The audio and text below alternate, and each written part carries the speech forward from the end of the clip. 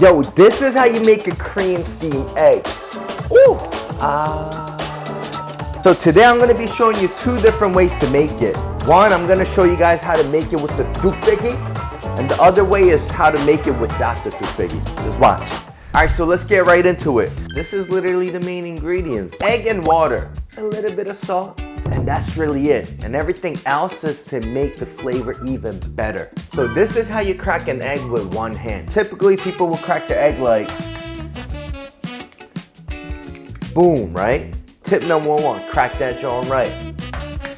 Two, once it's cracked right, all you have to do is just split it open. You see this? Let that slide open. All right, so here we have 1 cup of egg.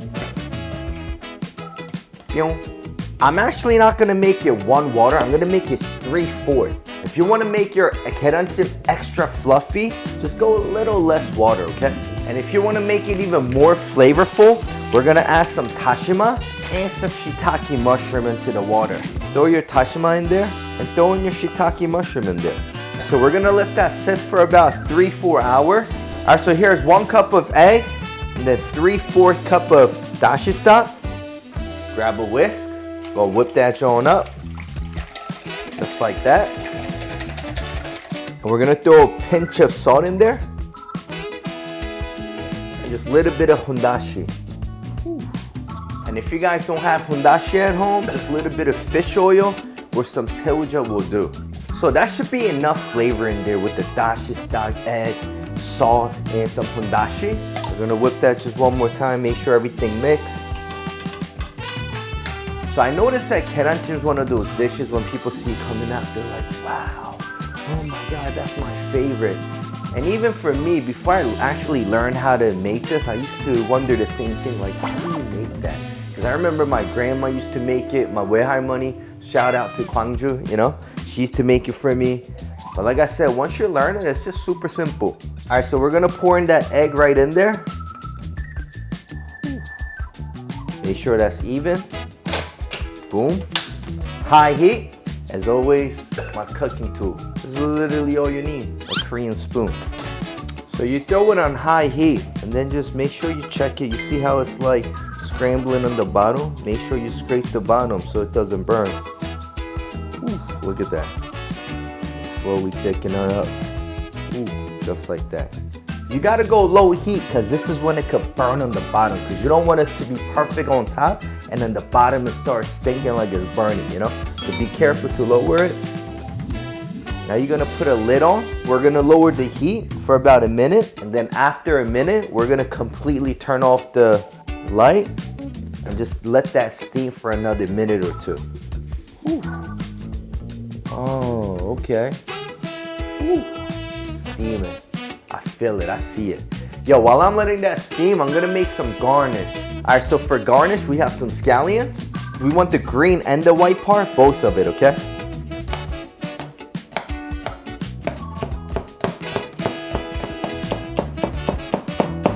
Just like that. All right, moment of truth, let's go. Whew. I have a cold kitchen towel here. Ooh, I'm excited. Oh, you guys think it's good? I'm nervous. Ooh. Look at that. Oh, that's perfect. Look at that.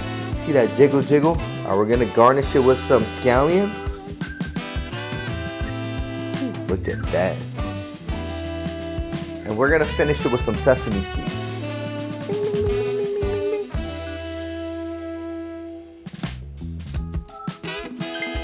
Tell me this is not perfect, fam. Ooh. Look at that jiggle jiggle. All right, moment of truth.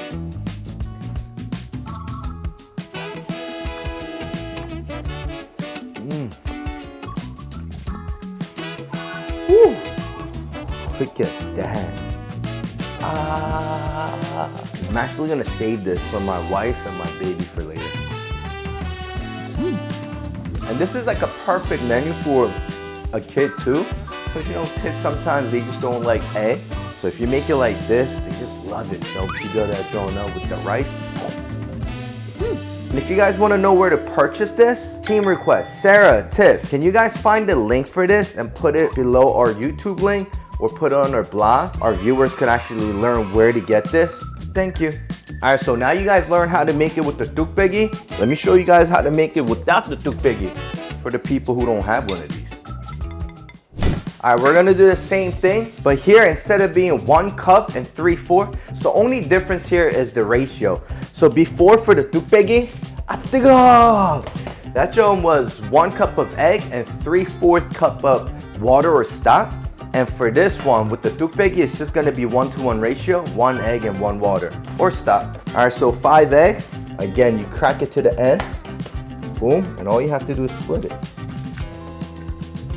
That's exactly 1 cup of egg and 1 cup of water or dashi stock. Now we're gonna whip that joint up. All right, now we're gonna move this over to a bowl. So you could wait till the bubbles settle, or if you don't wanna wait, just take the bubbles out. And here again, same thing, we're gonna season it with some salt. Optional, here you can add some hondashi for extra flavor, or throw some fish sauce or some shrimp paste. Just a little bit of it, fish sauce, shrimp paste.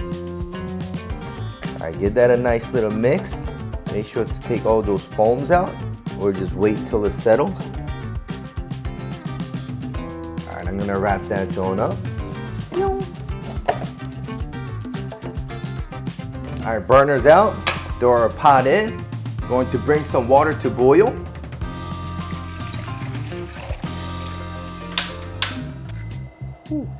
Now that it's boiling, we're gonna lower the heat.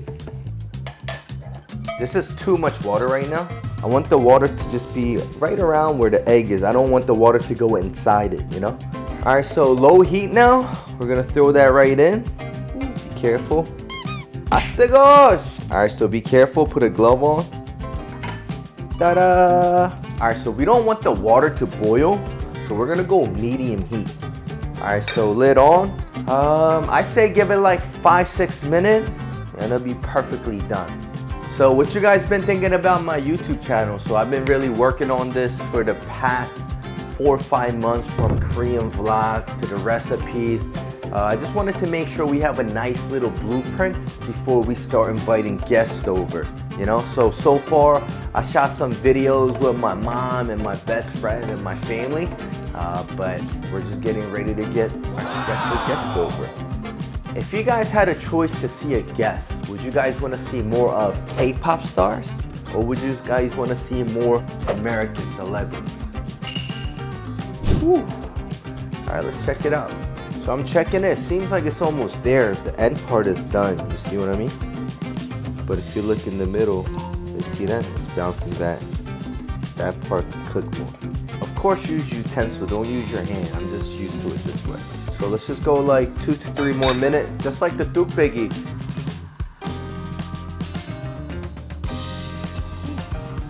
I didn't think of a way to take this out. Whew. Whew. Look at that. Some scallion and some sesame seed.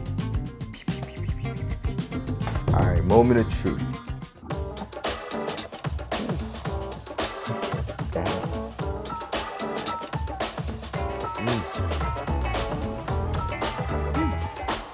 This one is just so much more smoother. It's like silky smooth.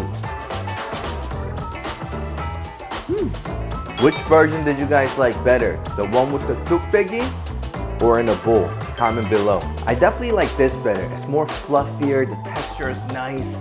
It's just the way my halmoni, my grandma used to make it, how my mom used to make it, the way I would eat it when you go eat at a Korean restaurant. This one is the second option, you know what I mean? Hope you guys enjoyed this recipe, much as I enjoy making it, and I'll see you guys in the next video. Yabaseo!